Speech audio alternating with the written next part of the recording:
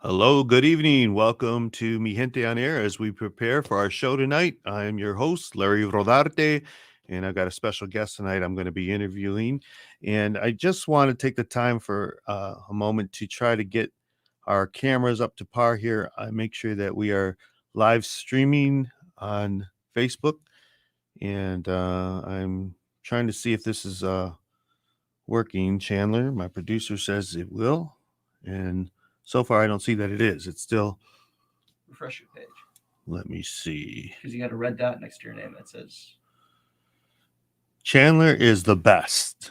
See? Wow, how'd you get that? So refresh your page and see if How do you refresh your page? you just scroll down. Or just go to my page then, Bobby. Go to my Facebook page.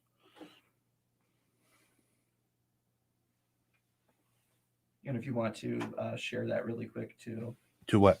Mi Gente, just to make sure. A little spam doesn't hurt. Yeah. So yeah, we're getting ready here and we're going to go live. Well, we are actually live, but we're going to go on with the show in about 5 minutes here. And Yeah, I can't do it. I don't even. just know go to my Larry Rodarte page. Okay. And then it should be the very first. Let me see. Yeah, just give me your phone.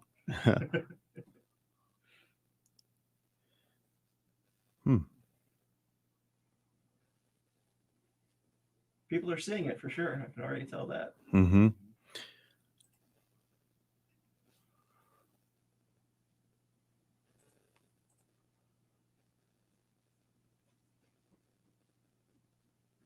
Okay, so now it's refreshing.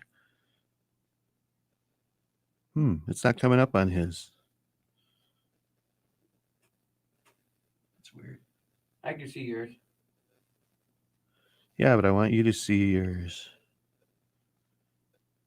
Well, hold on. Let's go. This live stream stuff is sometimes can be difficult. In about maybe a month, it'll be perfect. We'll have it all working. It'll be great. You can sync everything in. Yeah, you'll be able to see everything. Right. It'll be beautiful. For now. For now, it's a little difficult. Oops.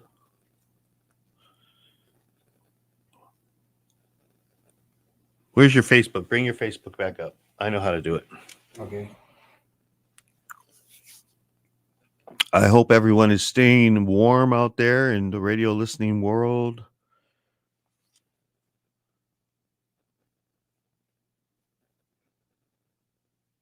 This week, the temperature really dropped, didn't it? It's like I really felt it in my bones. Okay, so. Tried going shopping in 13-degree weather the other day. It was not fun. Yeah, it really affects me, the cold these days.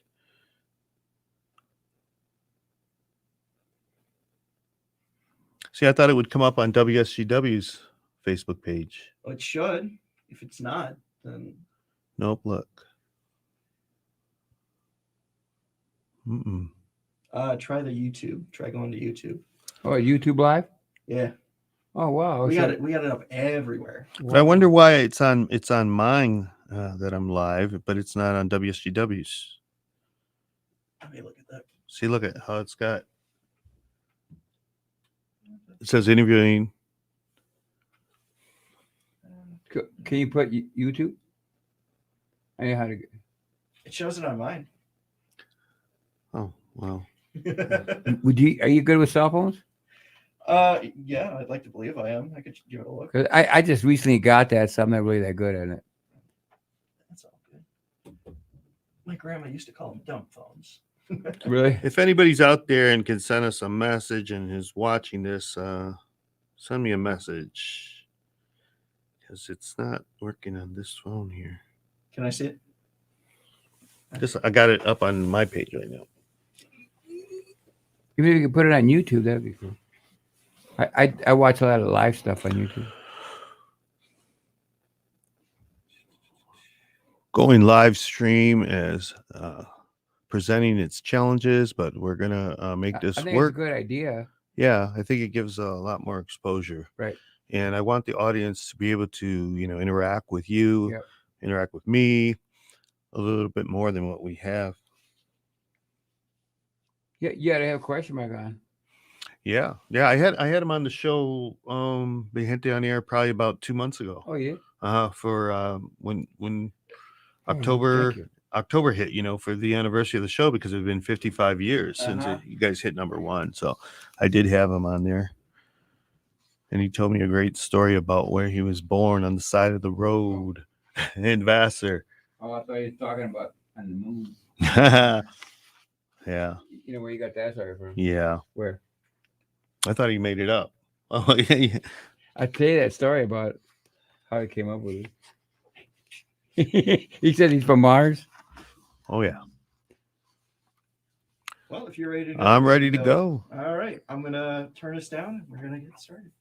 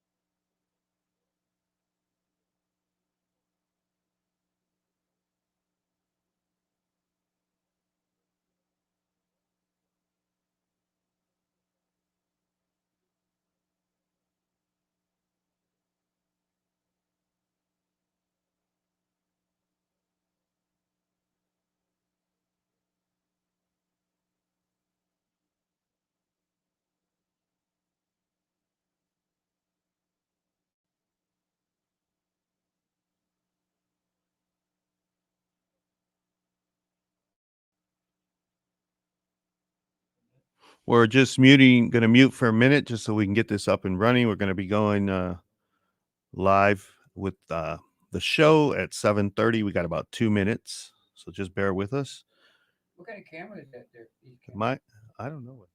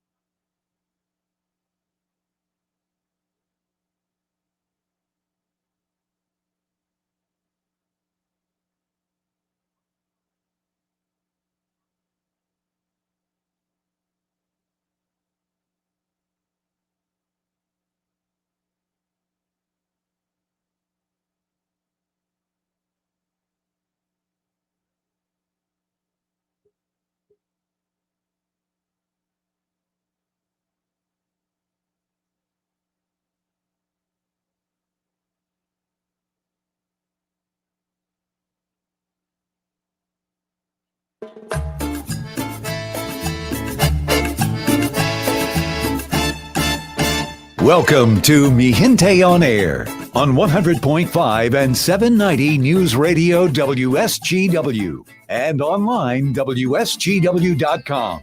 Now, here is your host, Larry Rodarte. Good evening and welcome to Mi Gente On Air. I want to thank our listeners as we continue to promote contributions of our Latino community. I hope everyone is staying warm in these bitterly cold January days in Michigan. On today's show, we're going to talk music. Music is the great unifier. We all know this. and it takes a special talent to be wrapped up in music throughout a lifetime. I have a special guest who started playing music very young, way back in the early 1960s, and helped start a rock group that has cemented their status in rock and roll history. They are called the greatest garage band ever. He is a Mysterian, and his name is Robert Lee Balderrama, known affectionately as Bobby to many. Yes, he shot up the charts in 1966 with Question Mark and the Mysterians with the #1 hit, 96 Tears.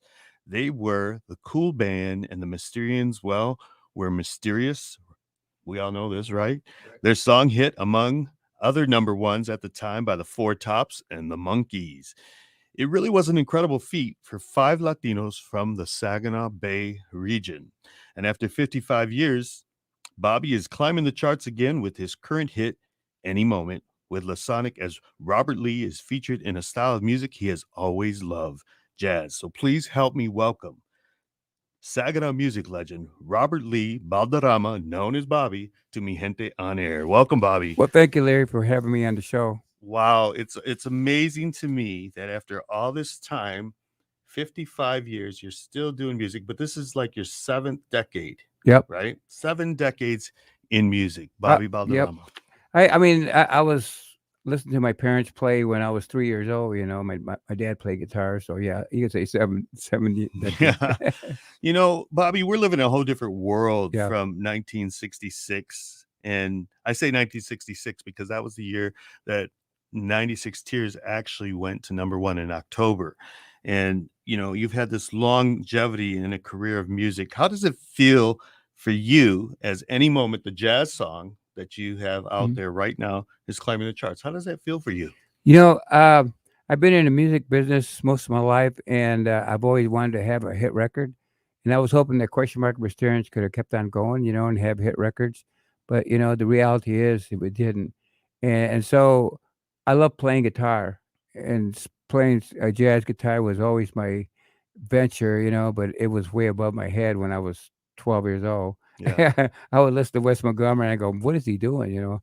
And then Tel Farlow and Charlie Christensen, and then all of a sudden George Benson comes out, you know. So it's been a great life playing music.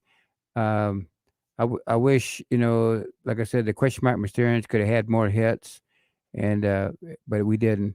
But you know, I want to give credit where credit is due, because if you've actually listened to many of the songs, Uh-huh. you know, so many times I think the misinformation out there is that you guys were a one-hit wonder. That's That right, is yeah. not true at all, because if you listen to Cherry July, Yep. Do Something to Me, 18, I mean, Yep. those were all songs that even Smash Mouth came out Right. with one of your hits. Can't get enough of you, baby. Can't Yeah. can't get enough Yep. of you, babe. I mean, tell me, there were at least on that one album Right. that was the 96 Tears album, probably a good 5-6 hits.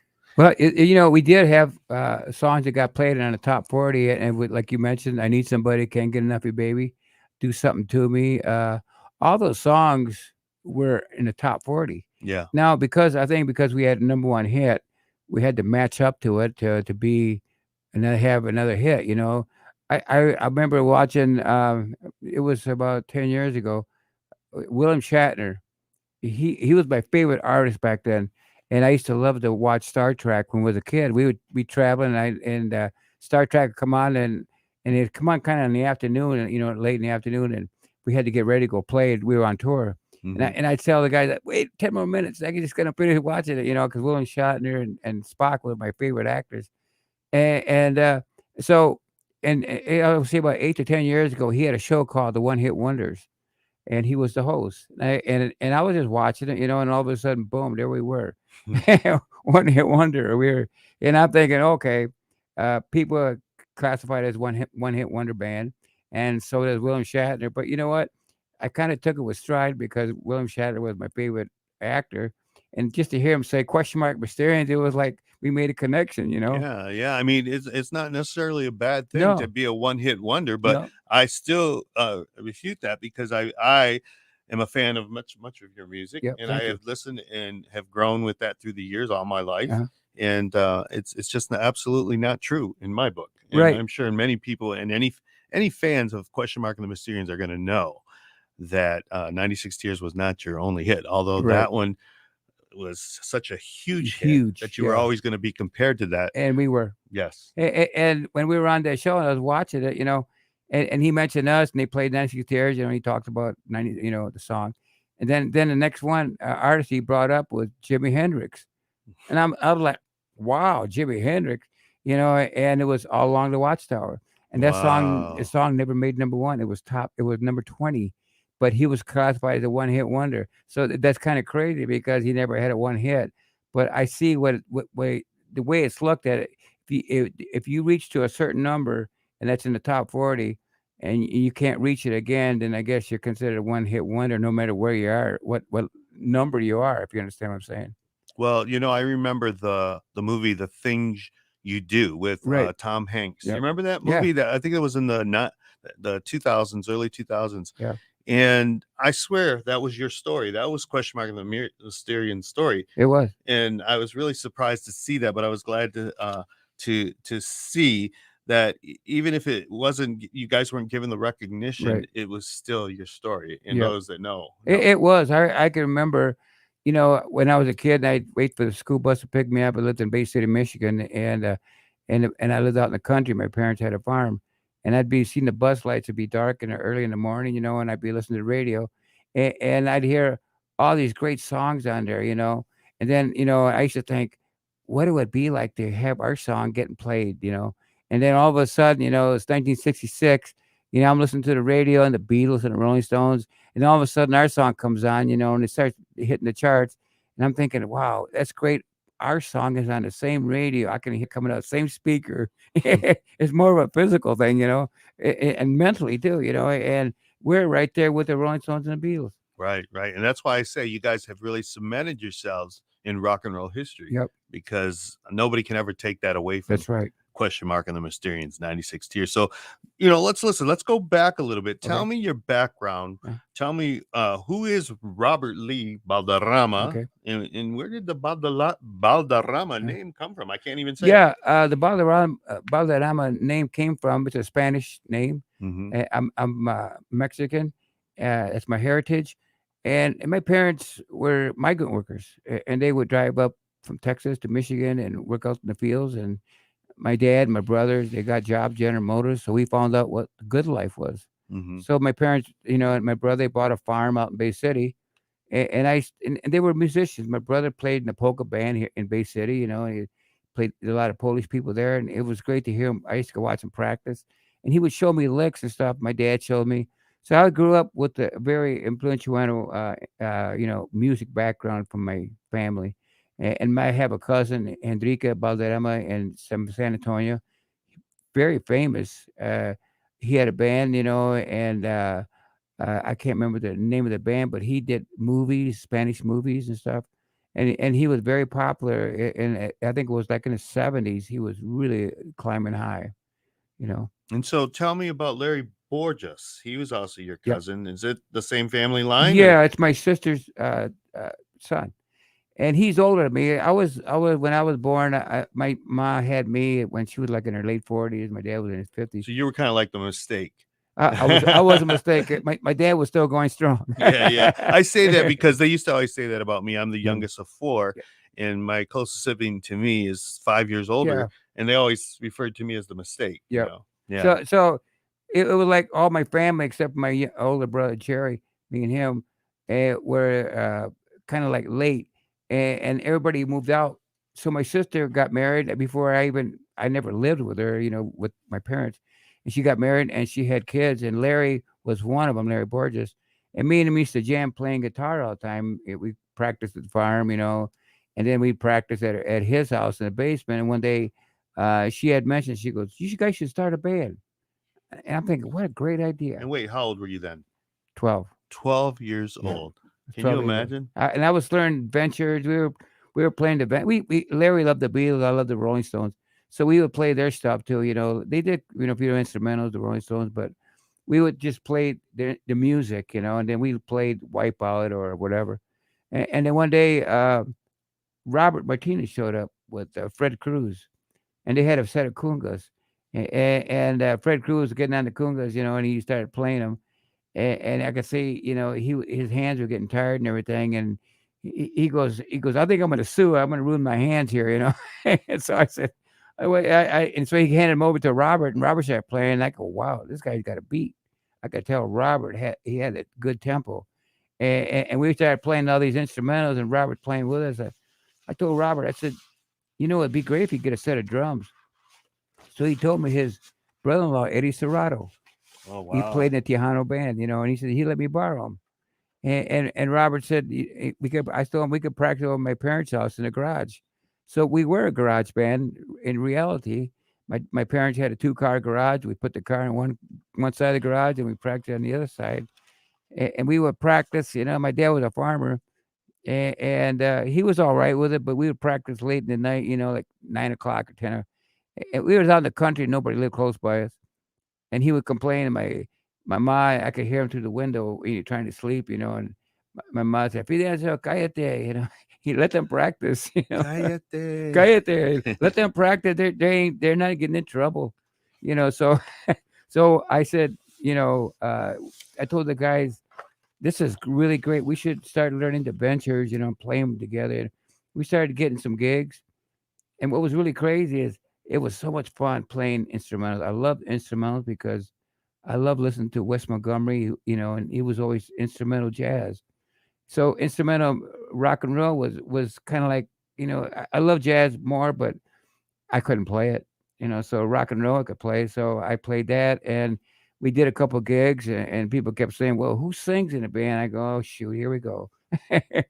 They ruined my instrumental career, So and this is 1962. yeah, 1962. Wow. We practiced about 8 months, and then we went out and did a couple gigs, and then everybody kept saying, "Well, you guys got to sing," And I think, well, I don't want to sing. I just want to play my guitar. I wanted to be like the best guitar player in the world. Every guitar player has that goal. Just to put that into their goals of things to do. So, Robert mentioned. I told Robert, I said, we need to get a singer. So Robert said, my brother sings. I said, who's your brother? He said, Rudy. And Robert, last name was Martinez. And he said, Rudy sings, and he dances. I go, wow. And I'm thinking, Mick Jagger. And so question mark came over. We always call him Rudy. And Rudy came over, and we tried him out. And I told Robert, I said, wow, he's a great singer. I didn't know singing at all, So, I know he wasn't a great singer, but to me he was. But he could dance. I mean, he could dance better than Mick Jagger. He would dance like a girl. And his hips would be moving around. Then he did the splits and everything. And I said, we got to hire him. So I told Larry, we got to hire this guy. And he says, all right. So I told Robert, I said, yeah, we want him in the band. So question mark started showing up, and we started practicing, and we learned the Rolling Stones stuff. We learned Beatles, and we learned all the big hits, and we started playing out, one day of practice, we should take some time off on Saturday afternoon, and we were watching this show, Godzilla, a Godzilla old Japanese movie. Yeah. Well, there was a show called The Mysterians, and we were watching it, and it was these invaders from Mars, and they were stealing all the women from Earth. And anyway, Larry said, that's a great name. And I'm thinking, I don't know, And so I thought about it for 2 days, a couple of days. I kept saying, and here they are, the Mysterians, And I go, wow, it does have a good ring to it. So I told Larry, I said, yeah, that's a good name. So we decided to use the name, the Mysterians, and then we met this guy. We were playing for the GI Forum. You remember the GI Forum? The American GI Forum, Yep. yes. And we met. It was the last name. Who was Zuniga? the Zunicas? Yeah, and the family there, and they hired us. And we met a guy named David Torres. Oh, the artist. The artist, yeah. Yes. And he worked for Midland. He was a great artist. And he came up to me. He said, I want to talk to you guys, about something. So we did. We had a meeting. It was called Richie's Drive-In on Genesee, and we had a meeting with him. and he told us he wanted to be our manager, and he drew these pictures of us. Great big. He was the art. He would draw these great big pictures. Phenomenal artist. Oh, great Yes, art. yes. And he had us dressed up in these mariachi outfits, and I with the big sombreros, And I loved the pants with the conker shells, what they call. And I fell in love with the pants, And I said, Dave, I said the hat's got to go though. I said I can't go on there and stay with a big sombrero. I could wear a hat, but that's ridiculous. I said, but I love the outfit. And he said, I want you to check this out. And I got these dolls for this year. If you don't like those, I got these other ones. So he had these other outfits, and they had X, Y, and Z on it. Then he had one that had question mark. He goes, you guys should be called question mark. He goes, you're question mark, and Bobby, you're X, and Larry, you're Z, and Robert, you're Y. So he gave us all a letter. And he said, don't tell anybody your names. Just keep it secret. And the question mark, he'd wear sunglasses a lot. So he said, don't question, keep your sunglasses on all the time. Don't let anybody know who you are. It could be incognito. And it was just a great idea that Dave came up with. So we would be playing out, and we would be doing some, nice venues and stuff, teenage clubs. And people would come up to, we were playing in Adrian, Michigan for the GI Forum. Wow. And I met this one girl. She was gorgeous, and it was like, wow. And I was like 13, and I was starting to look at girls, and her name was Donna. No. Oh, it could have been Richie Valens. Oh, Richie. And anyway, we're playing, right? And then we're done playing, and all these girls, I felt like we're like the Beatles or something. They were screaming and everything. And one came up to me and really cute, and she said, "What's your name?" And I said, "X."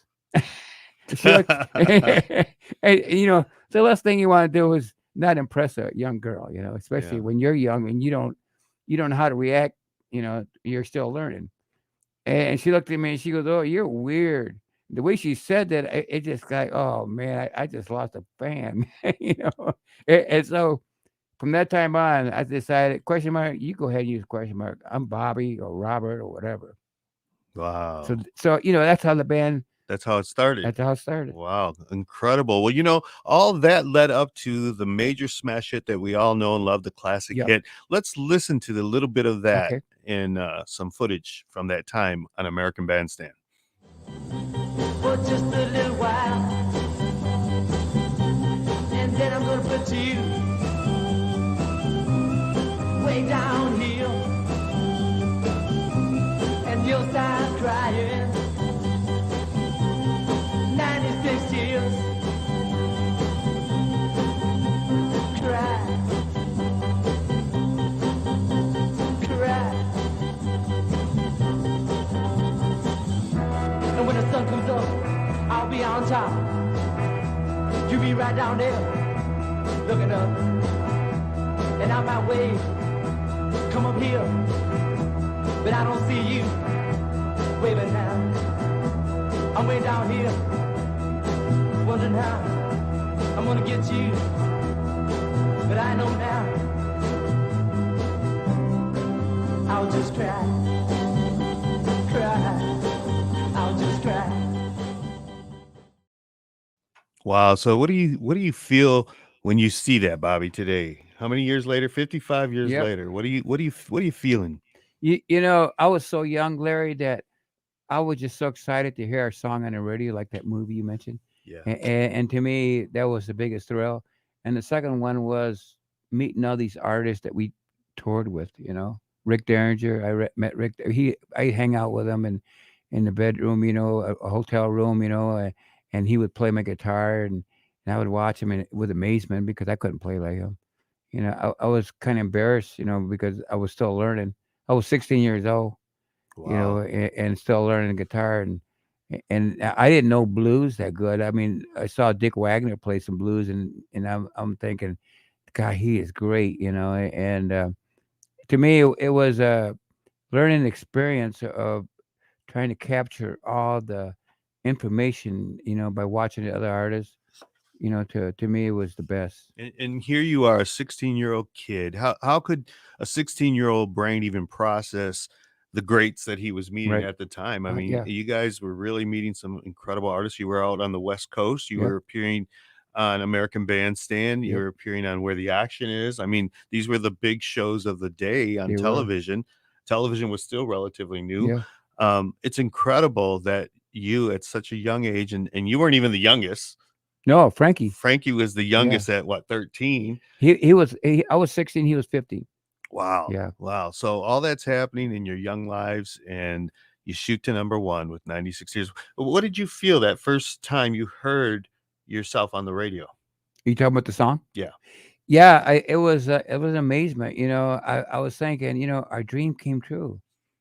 That's what I felt. Me and Larry, when we started practicing together, our dream was to be like the Beatles or Rolling Stones, or all these great artists, and it was like coming true. And to me, being a Mexican, Of Mexican heritage. yeah, that right there, it was a really kind of a, what would you call it, a stumbling part. It was hard, because a lot of places, back in the 60s, if you're Mexican, oh, you better stay away from him, or they cut a knife or something like that. Yeah.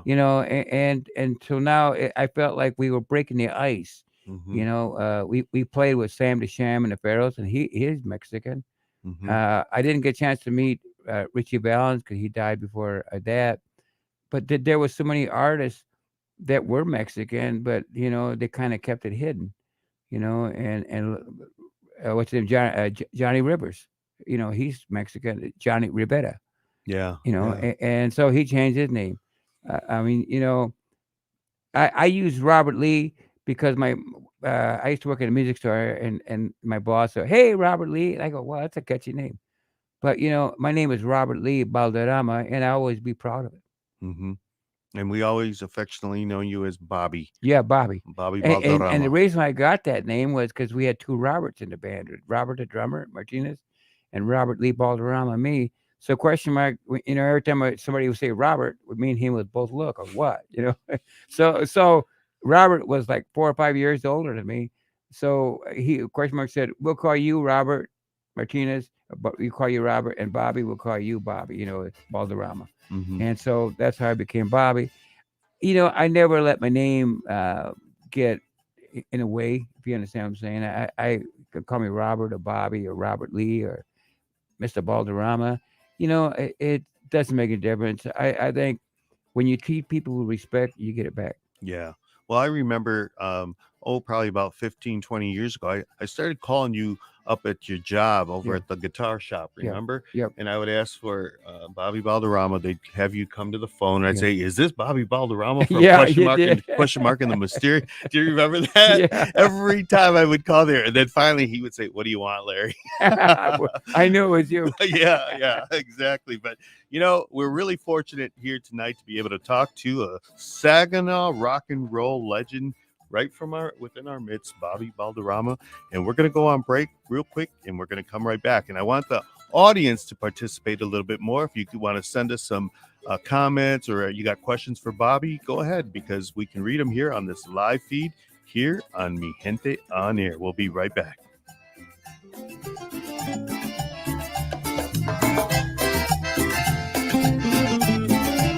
This is Mi Gente On Air on WSGW.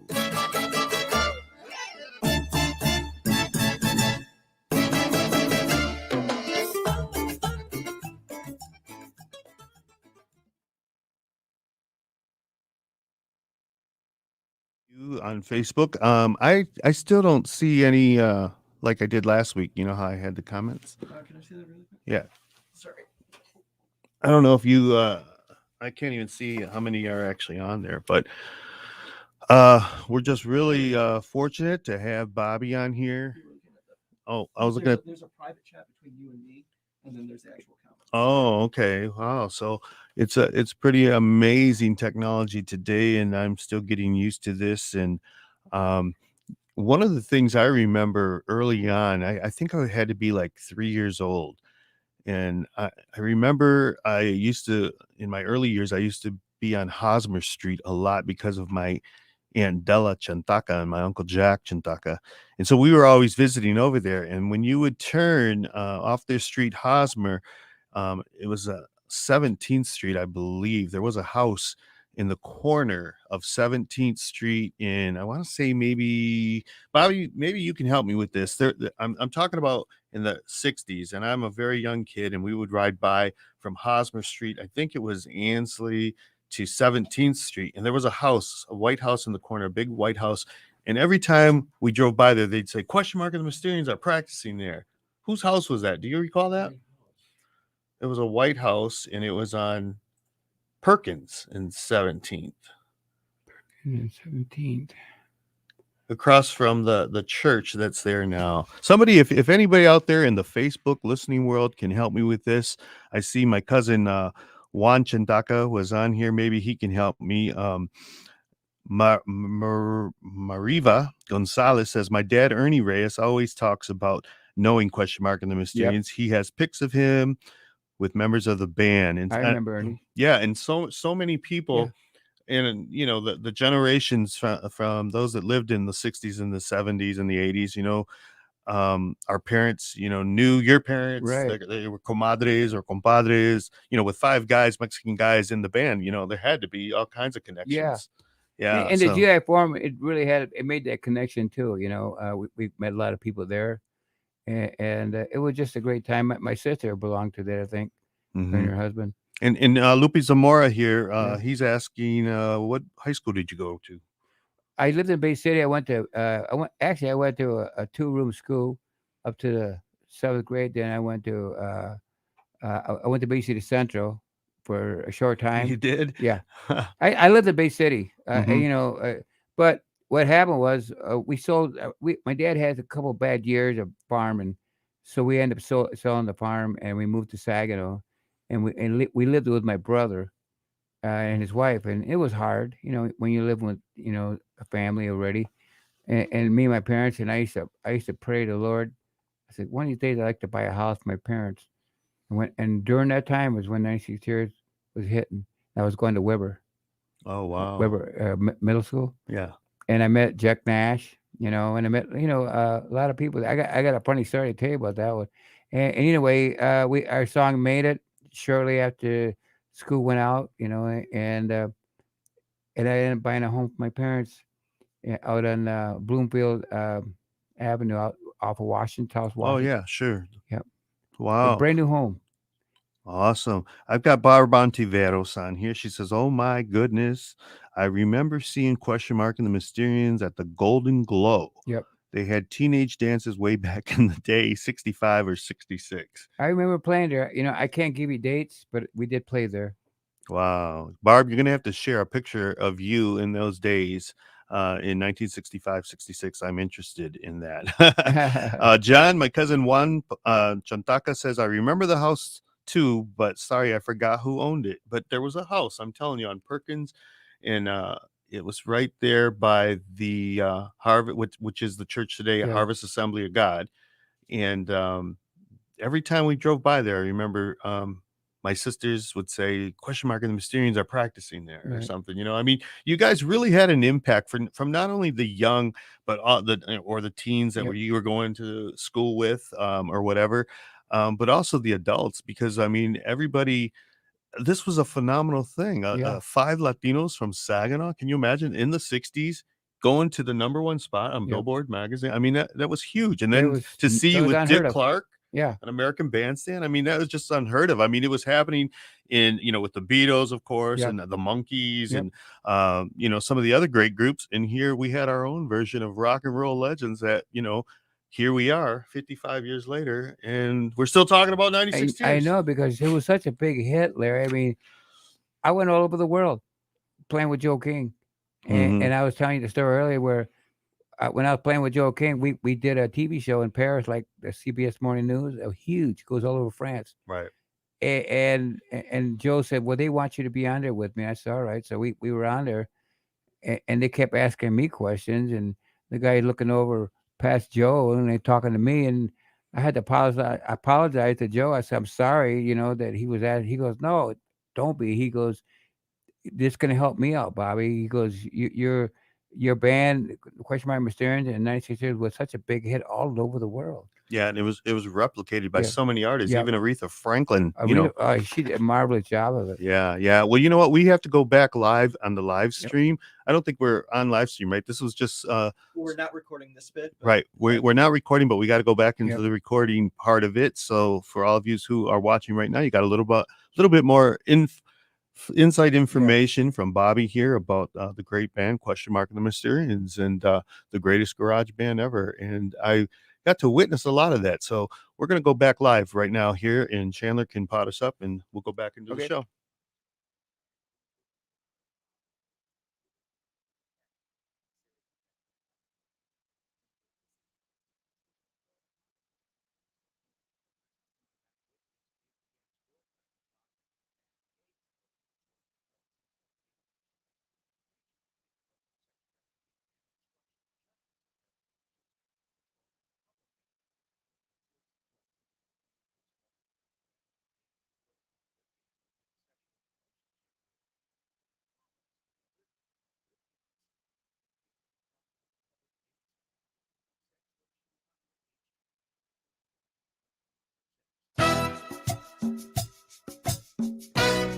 Mira nomás, ¿qué es esa cosita?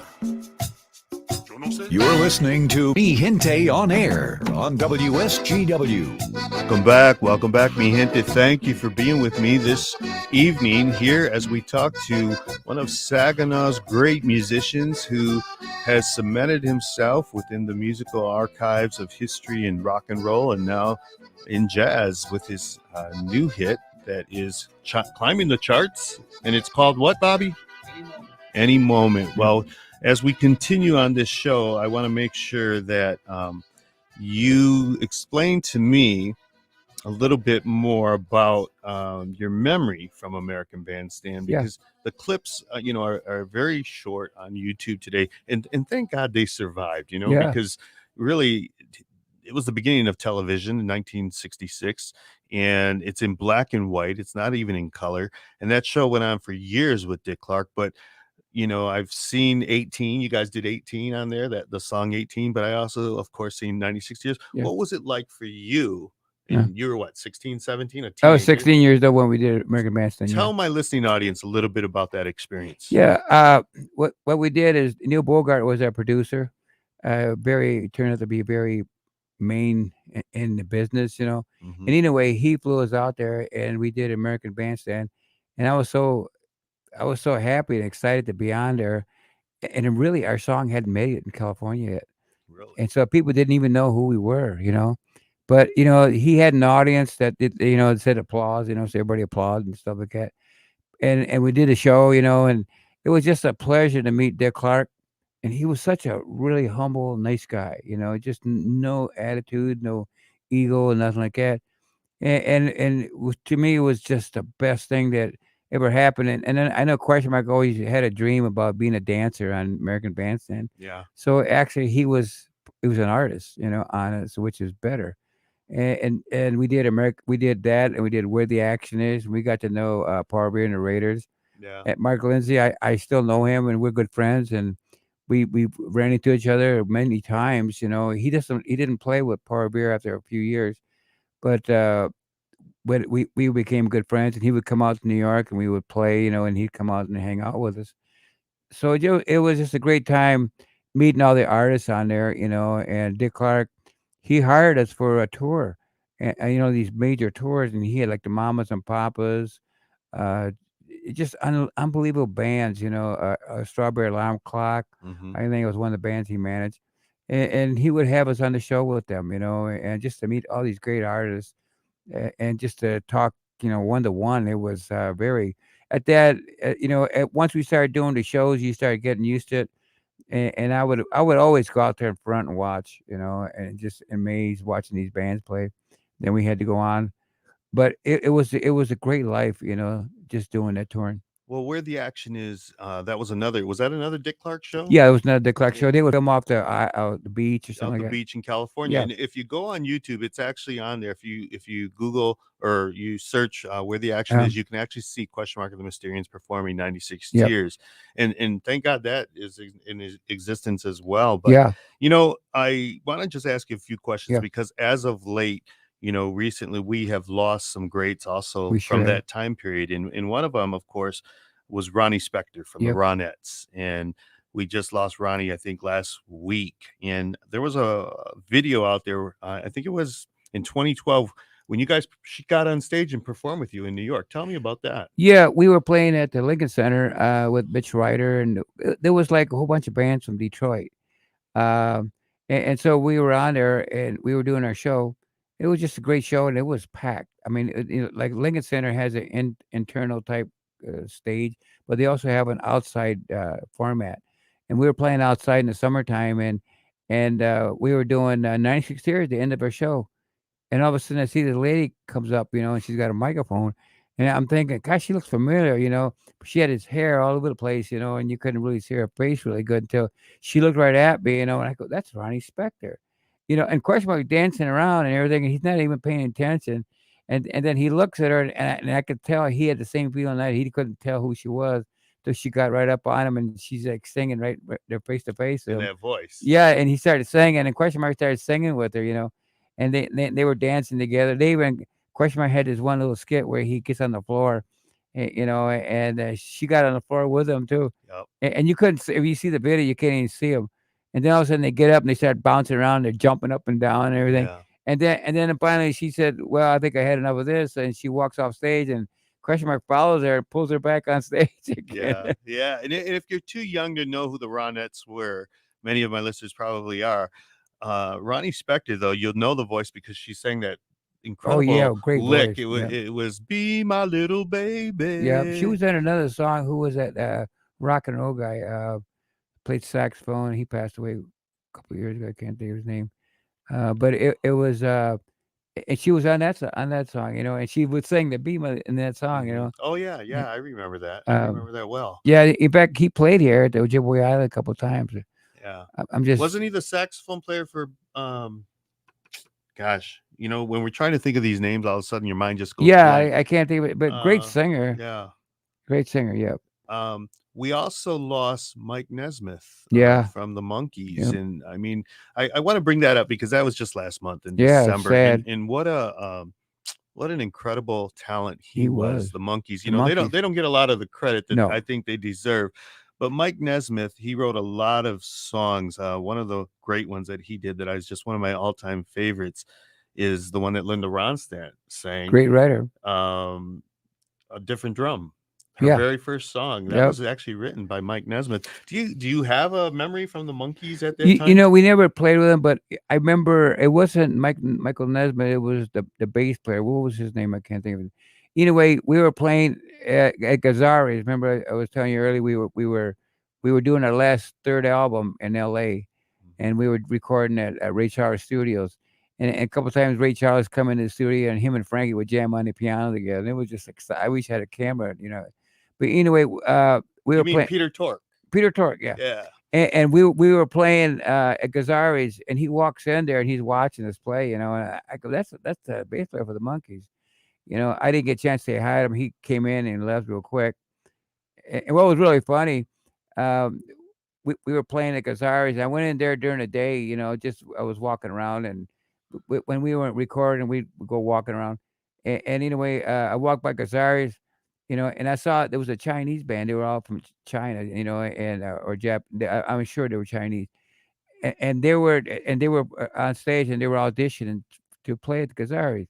So I walked in to watch them. So I'm sitting there, and all of a sudden they started playing 96 Tears. Wow. And that cracked me up. I go, wow. And they did a great job of it. And so I went up when they were done doing the audition. I went up to the guy and said, "Man, you sound really great." He didn't know what I was saying. It's really weird they could learn to sing in English, but he couldn't understand when I was talking to him. Wow. Yeah, it was crazy. I got to ask this question. Did you ever go to the Troubadour? You talking about the one in California? No, we played at the one in is in Canada. What's a town in Canada? That's not too far, but the Toronto. Toronto.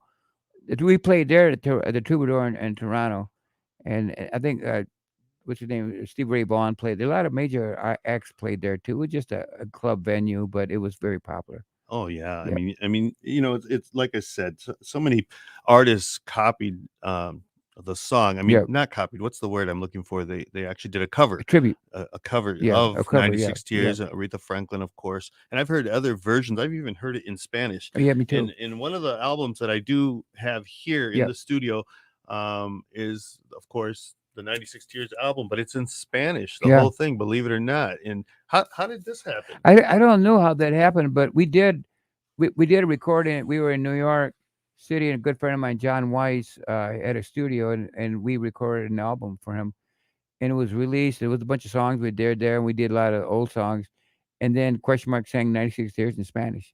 He did. Yeah, did. Wow. That's amazing. I Yeah. didn't know that. Yep. I have some great pictures of you guys performing at Saginaw High Uh-huh. way back in the day in the Yeah. auditorium, and there's all these young teenagers. And I know one of my cousins is sitting in the audience, Linda Orozco. Oh, And do you actually remember that Yeah. that time? And I know one of the other bands that was performing that day was Johnny Estrada and John Orozco. Yep.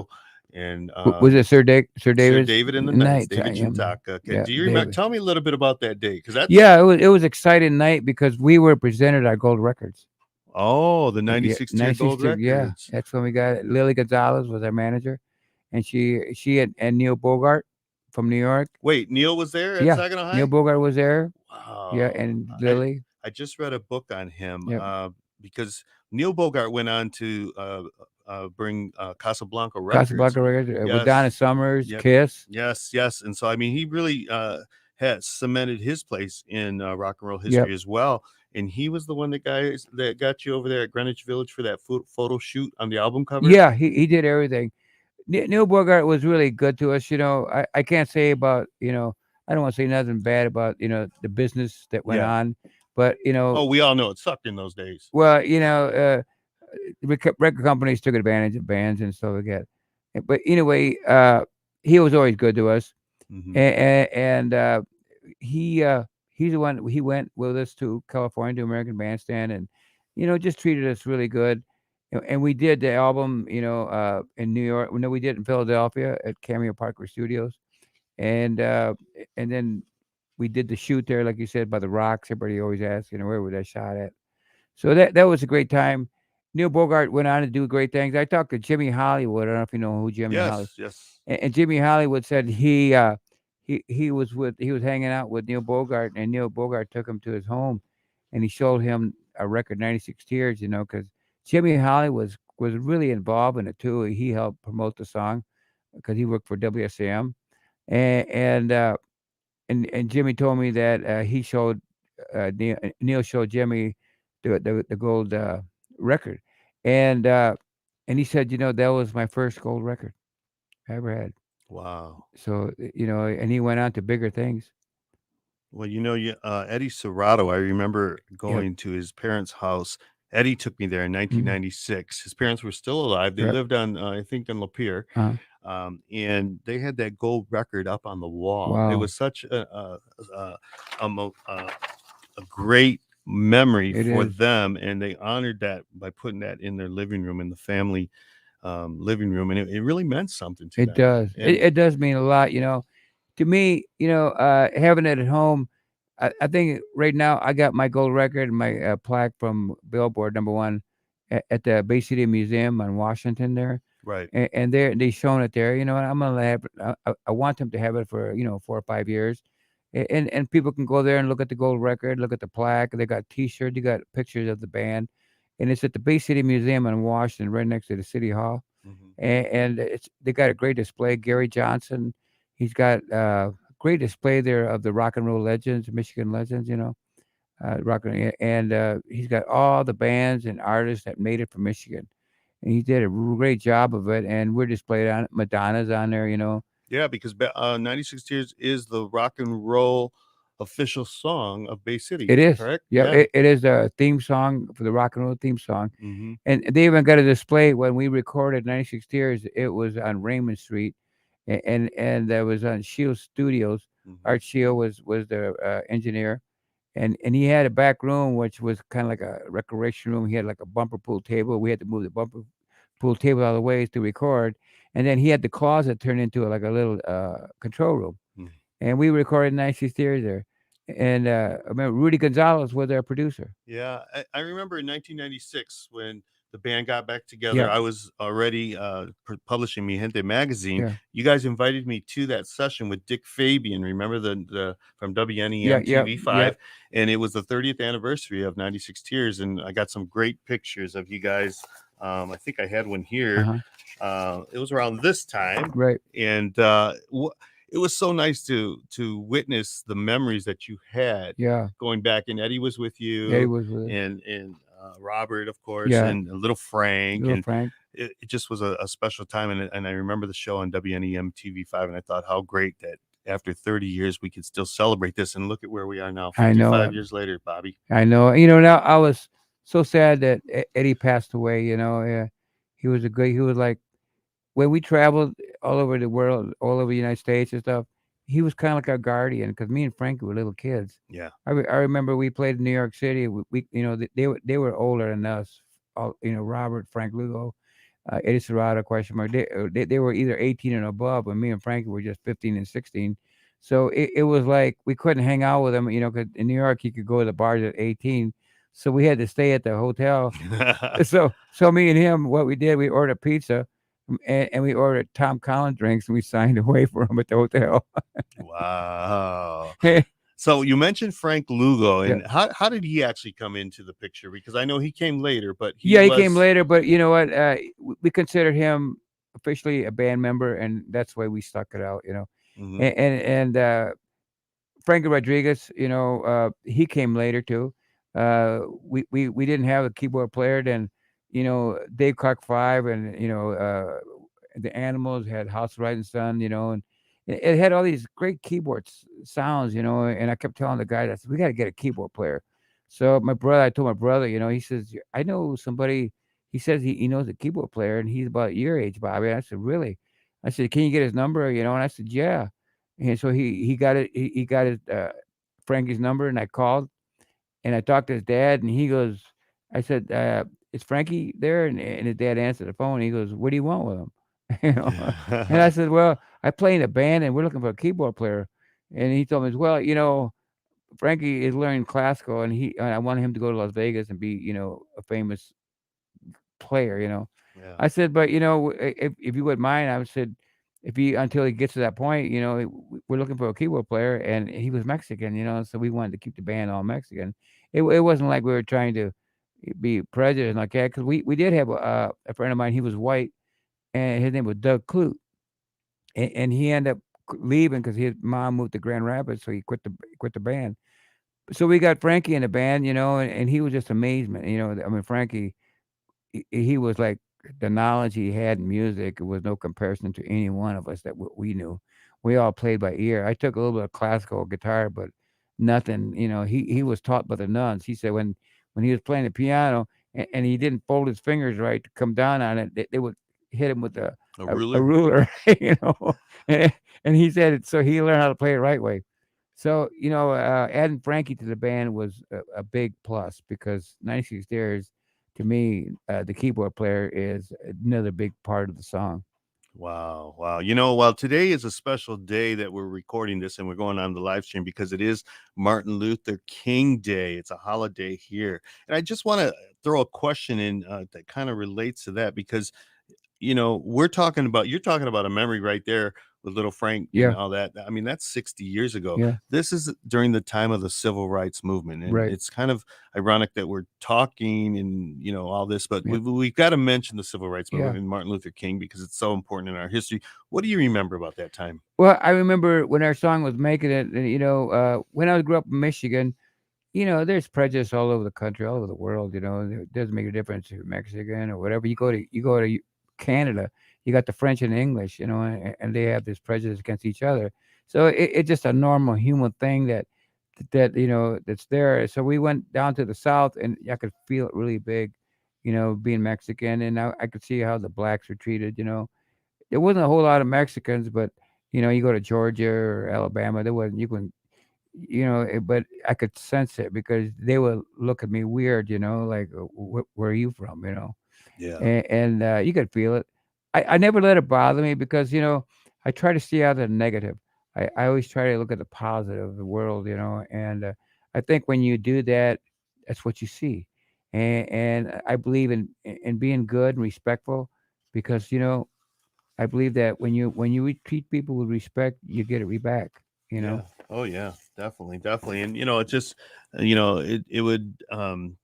it behooves us to always remember the words of Martin Luther King Yeah. and what he stood for in this nation. And here we are in 2022, Yeah. and we're still fighting that good fight. Much more so in the last couple of years, unfortunately. And I think many people in the 60s thought they were done. They were done with that, and the civil rights legislature got passed, and here we are 2022 still fighting that. So let's keep that in mind today as we do the show on Martin Luther King That's Day. right. And remember, God created all men equal. That's right. So I totally believe that. let's talk a little bit about Robert Lee Mm. and your projects today, because that's part of the reason why we're here. Any Moment, this is Yep. the CD that Bobby has with the song Any Moment, and he's got another song coming out as well. Tell me a Yeah. little bit about the two songs, Yeah. that the one that's rising up the charts and the one that's coming out. Yeah. Any moment, a good friend of mine, Chad Cunningham, he promoted me when I had the Robert Lee Band, and we did an album. There was a song on there I really loved called Blues by Alvin Lee, and I did a cover of it.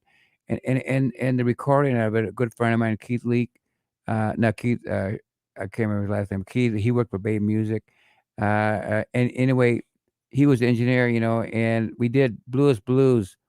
And that song really hit me. I was like, I sang it. I never considered myself a singer. I never really wanted to be, but I learned how to sing because when you're dealing with lead singers, sometimes they're hard to deal with. They get the front man and they get the ego and stuff like that. So I said, well, I better start singing so I can always do something on my own.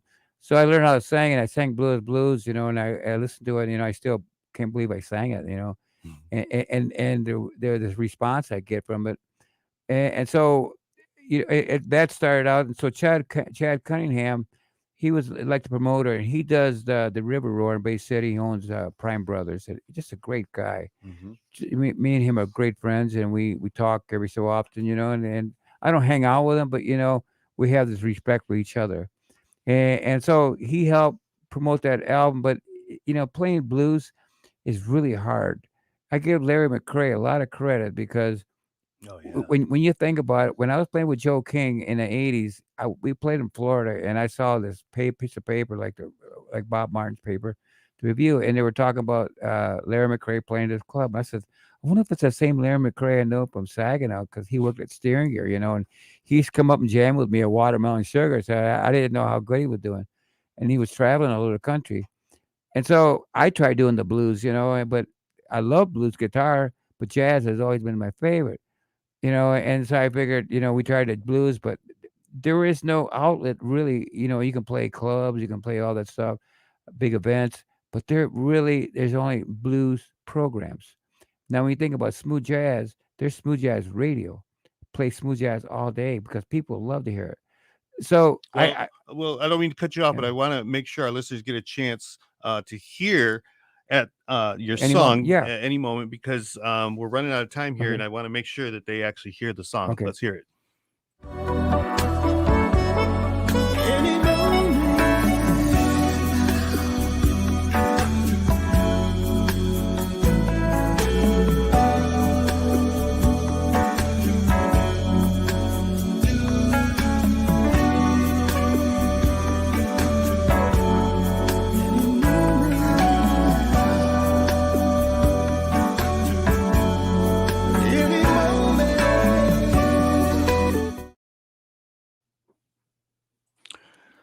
That was Bobby's latest, called Any Moment, and he is climbing the charts, as we have said. Yep.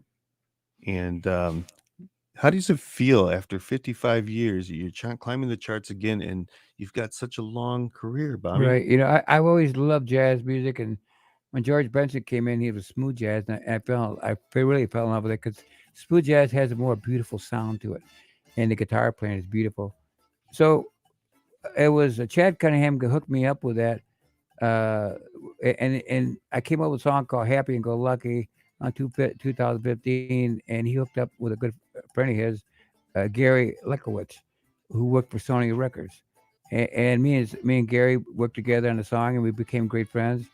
And then it only went to number 27. So what happened was nothing came about it. Then Gary got a hold of me 8 months ago, and he had asked me. He says, "Can you help me write a song?" And I go, "Yeah." He had this song. He had these four notes. If you listen to the song, do do do do, that part right there, he came up with those four notes, and I put the song together. Me and Frank, and I made a recording of it. And I sent it to him, and he told me we're gonna keep you in the guys in there, but we're gonna put other musicians in there. So he did, and he put this trumpet player on there, amazing trumpet player.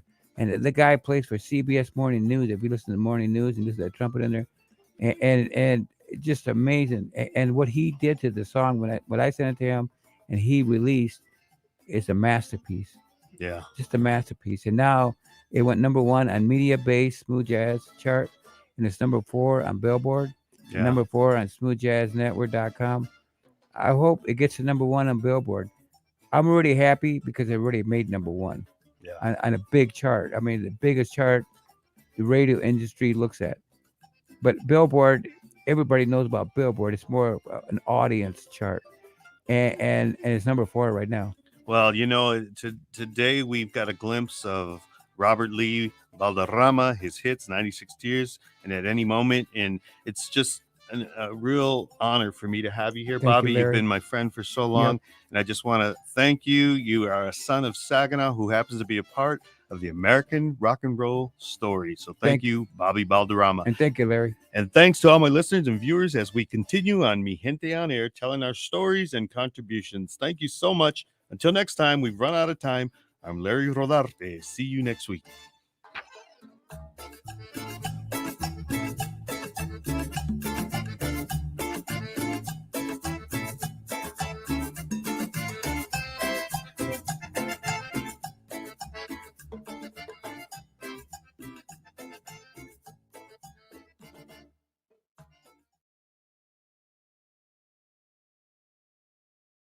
That was the show.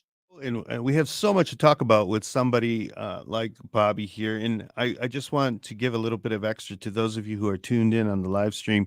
Bobby has a event that he does, and I want him to talk about it because it really benefits the homeless. And I want you to share with the listeners exactly what that is, 96 Tears today. Yeah, okay. I put this concert together in Bay City at the Winona Park downtown. It's called 96 Tears Day, a cry for the homeless.